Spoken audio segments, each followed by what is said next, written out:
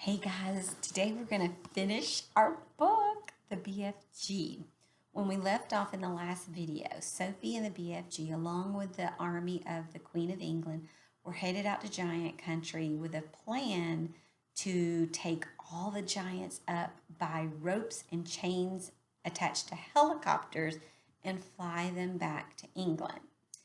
Then one of the giants, the flesh lump eater, woke up and grabbed one of the soldiers in his hands, and we see the giant and Sophie down here are helplessly watching. So that's where we're going to pick up with today.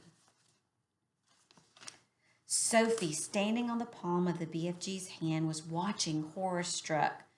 "Do something," she cried. "Quick, before he eats him." "Put that human being down," the BFG shouted. The flesh lump eater turned and stared at the BFG. "What is you doing here with all these grotty twiglets?" he bellowed. "You is making me very suspicious." The BFG made a rush at the flesh lump eater, but the colossal 54-foot-high giant simply knocked him over with a flick of his free arm. At the same time, Sophie fell off of the BFG's palm and onto the ground. Her mind was racing. She must do something. She must. She remembered the sapphire brooch the queen had pinned to her chest, and quickly she undid it. Sophie ran up behind the flesh lump eater. She was holding the brooch between her fingers. Then she stood right up close to the great big naked hairy legs, and she rammed the 3-inch long pin of the brooch as hard as she could into the flesh lump eater's right ankle, and it went deep into the flesh and it stayed there. The giant gave a roar of pain and jumped high in the air. He dropped the soldier and made a grab for his ankle. The BFG, knowing what a coward the flesh lump eater was, saw his opportunity. "You was bitten by a snake," he shouted. "I seed it biting you. It was a frightsome, poisonous viper. It was a dreadly, dangerous, vin-screen viper." "Save our souls," bellowed the flesh lump eater. "Sound the crumpets. I is bitten by a septicus venomous vine-screen viper." He flopped to the ground and sat there, howling his head off and clutching his ankle with both hands. His fingers felt the brooch. "The teeth of this viper is still sticking into me," he yelled. "I is feeling the teeth sticking in my ankle." The BFG saw his second chance. "Oh, we must be getting those viper's teeth out at once," he cried. "Otherwise you is deader than a duck's soup. I is helping you." The BFG knelt down beside the flesh lump eater. "You must grab your ankle very tight with both hands," he ordered. "That'll stop the poisonous juices from the venomsome viper going up your leg and into your heart." The flesh lump eater grabbed his ankle with both hands. "Now close your eyes and grittle your teeth and look up to heaven and say your prayers while I is taking out the teeth of this venomsome viper," the BFG said. The terrified flesh lump eater did exactly as he was told. The BFG signaled for some rope. A soldier rushed it over to him. With both the flesh lump eater's hands gripping his ankle, it was a simple matter for the BFG to tie the ankles and hands together with a tight knot. "I is pulling out the frightsome viper teeth," the VFG said as he pulled the knot tight. "Do it quickly," shouted the flesh lump eater, "before I is pizened to death." "There we is," said the BFG, standing up. "You can look now." When the flesh lump eater saw that he was trussed up like a turkey, he gave a yell so loud that the heavens trembled. He rolled and he wriggled and he fought and he figgled and he squirmed and he squiggled, but there was not a thing he could do. "Well done, you," Sophie cried. "Well done, you," said the BFG, smiling down at the little girl. "You is saving all our lives." "Will you please get that brooch back for me?" Sophie said. "It belonged to the queen." The BFG pulled the beautiful brooch out of the flesh lump eater's ankle. The flesh lump eater howled. The BFG wiped the pin and handed it back to Sophie. Curiously, not one of the other 8 snoring giants woke up during the schmozzle. "When you was only sleeping 1 or 2 hours a day, you was sleeping extra loudly and deep," the BFG explained. The heads of the Army and the Air Force drove forward once again in their jeeps. "Her Majesty will be very pleased with me," the head of the Army said. "I shall probably get a medal. What's the next move?" "Now you is all driving over to my cave and load up my dreams," the BFG said. "We can't waste time on that rubbish," the Army general said. "But it is the Queen's order," Sophie said. She was now back on the BFG's hand. So the 9 jeeps drove back over to the BFG's cave, and the great dream loading operation began. There were 50,000 jars in all to be loaded up, more than 5,000 to each jeep, and it took over an hour to finish the job. While the soldiers were loading the dreams, the BFG and Sophie disappeared over the mountains on a mysterious errand. When they came back, the BFG had a sack the size of a small house slung over his shoulder. Wonder what they went to get. "What is that you've got there?" the head of the Army demanded to know. "Curiosity is killing the rat," the BFG said, and he turned away from the silly man. When he was sure that all his precious dreams had been safely loaded onto the jeeps, the BFG said, "Now we is driving back to the belly poppers and picking up those frightsome giants." The jeeps drove back to the helicopters. The 50,000 dreams were carried carefully, jar by jar, onto the helicopters. The soldiers climbed back on board, but the BFG and Sophie stayed on the ground. Then they all returned to where the 9 giants were lying. It was a fine sight to see them there, those great air machines hovering over the trussed-up giants. It was an even finer sight to see the giants being woken up by the terrific thundering of the engines overhead. And the finest sight of all was to observe those 9 hideous brutes squirming and twisting about on the ground like a mass of mighty snakes as they tried to free themselves from their ropes and chains. "I is flush-buckled," roared the flesh lump eater. "I is split-wiggled," yelled the child chewer. "I is swog-walloped," bellowed the bone cruncher. "I is goose-gruggled," howled the man hugger.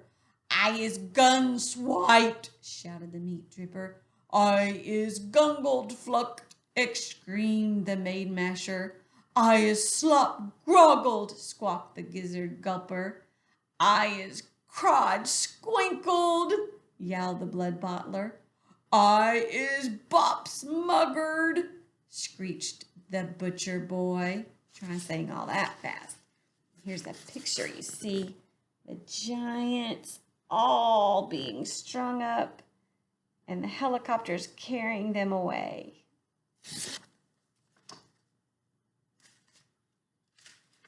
The 9 giant carrying helicopters each chose a separate giant and hovered directly over him. Very strong steel hawsers with hooks on the ends of them were lowered from the front and rear of each helicopter. The BFG quickly secured the hooks onto the giant's chains, one hook near the legs and one near the arms. Then, very slowly, the giants were winched up into the air, parallel with the ground. The giants roared and bellowed, but there was nothing they could do. The BFG, with Sophie once more resting comfortably in his ear, set off at a gallop for England. The helicopters all banked around and followed after him. It was an amazing spectacle, those 9 helicopters going through the sky, each one with a trussed-up 50-foot-long giant slung underneath it. The giants themselves must have found it an interesting experience. They never stopped bellowing, but their howls were drowned by the noise of the engines. When it began to get dark, the helicopters switched on powerful searchlights and trained them on the galloping giants so as to keep them in sight. They flew right through the night and arrived in England just as dawn was breaking. Feeding time. While the giants were being captured, a tremendous bustle and hustle was going on back home in England.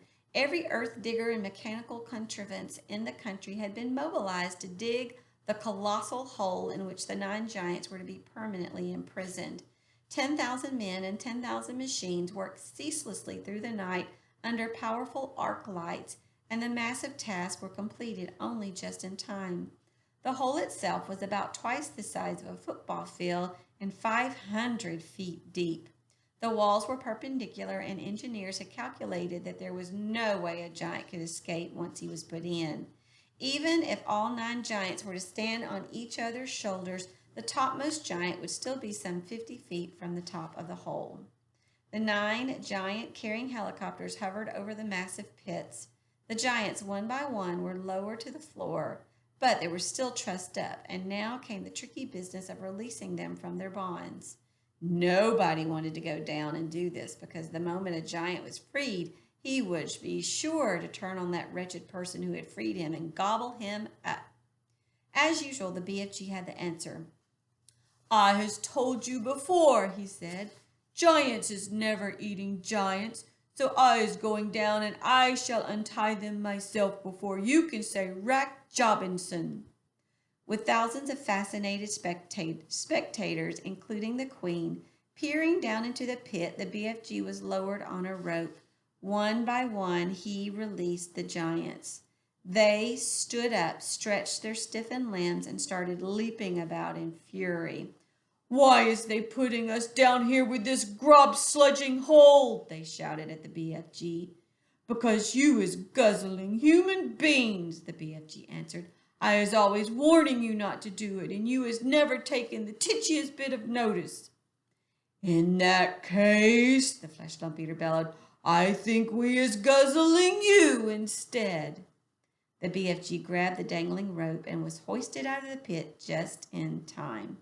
The great bulging sack he had brought with him from Giant Country lay at the top of the pit. "What's in there?" the Queen asked him. The BFG put an arm into the sack and pulled out a gigantic black and white striped object the size of a man. "Snozcumbers," he cried. "This is the repulsant snozcumber, Magister, and that is all we is giving them to eat, these disgustive giants, from now on." "May I taste it?" the Queen asked. "Don't, Magister, don't," cried the BFG. "It is tasting of trog filth and pig squibble." With that, he tossed the snozcumber down into the giants below. "There's your supper," he shouted. "Have a munch on that." He fished out more snozcumbers from the sack and threw them down. The giants below howled and cursed. The BFG laughed. "It serves them right, left, and center," he said. "What will we feed them on when the snozcumbers are all used up?" the Queen asked him. "They is never being used up, Magister," the BFG answered, smiling. "I is also bringing in this sack a whole bungle of snozcumber plants, which I is giving with your permission to the royal gardener to put in the soil. Then we is having an everlasting supply of this repulsant food to feed these bloodthirsty giants on." "What a clever fellow you are," the Queen said. "You are not very well educated, but you are really nobody's fool, and I can see that." The author. Every country in the world that had in the past been visited by the foul man-eating giants sent telegrams of congratulations and thanks to the BFG and to Sophie. Kings and presidents and prime ministers and rulers of every kind showered the enormous giant and the little girl with compliments and thank yous, as well as all sorts of medals and presents. The ruler of India sent the BFG a magnificent elephant, the very thing he'd been wishing for all his life. The king of Arabia sent them a camel each. The Lama of Tibet sent them a llama each. Wellington sent them 100 pairs of welly boots each. Panama sent them beautiful hats. The king of Sweden sent them a barrelful of sweet and sour pork. Jersey sent them pullovers. There was no end to the gratitude of the world. The Queen herself gave orders that a special house with tremendous high ceilings and an enormous door should immediately be built in Windsor Great Park next to her own castle for the BFG to live in. And a pretty little cottage was put up next door for Sophie. The BFG's house was to have a special dream storing room with hundreds of shelves in it where he could put his beloved bottles. What is more, he was given the title of the Royal Dream Blower. He was allowed to go off galloping at night, all and any place in England, on any night of the year to blow his splendid fizz wizards in through the windows to sleeping children. And letters poured into his house by the millions from children begging him to pay them a visit. Meanwhile, tourists from all over the globe came flocking to gaze down in wonder at the 9 horrendous man-eating giants in the great pit. They came especially at feeding time when the snozcumbers were being thrown down to them by the keeper, and it was a pleasure to listen to the howls and growls of horror coming up from the pit as the giants began to chew upon the filthiest tasting vegetables on the planet. There was only one disaster. 3 silly men who had drunk too much beer for lunch decided to climb over into the high fence surrounding the pit, and of course they fell in. There were yells of delight from the giants below, followed by the crunching of bones. The head keeper immediately put up a big notice on the fence saying, "It is forbidden to feed the giants." And after that, there were no more disasters. The BFG expressed a wish to learn how to speak properly, and Sophie herself, who loved him as she would a father, volunteered to give him lessons every day. She even taught him how to spell and to write sentences, and he turned out to be a splendid, intelligent pupil. In his spare time, he read books. He became a tremendous reader. He read all of Charles Dickens, who he no longer calls dolls chickens, and all of Shakespeare's and literally thousands of other books. He also started to write essays about his own past life. When Sophie read some of them, she said, "These are very good. I think that perhaps one day you could become a real writer." "Oh, I would love that," cried the BFG. "Do you think I could?" "Oh, I know you could," Sophie said. "Why don't you start by writing a book about you and me?"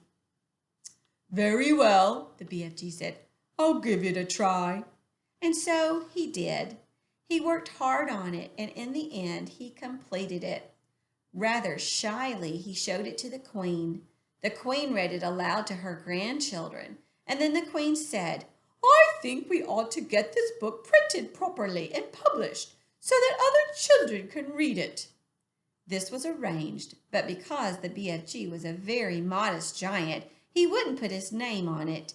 He used somebody else's name instead.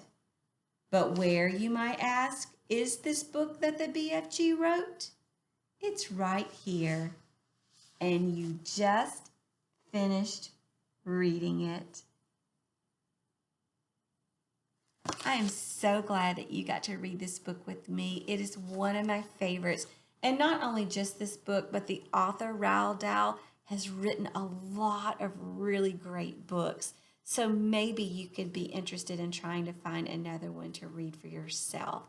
Thanks again for joining me in reading the BFG. Have a wonderful day.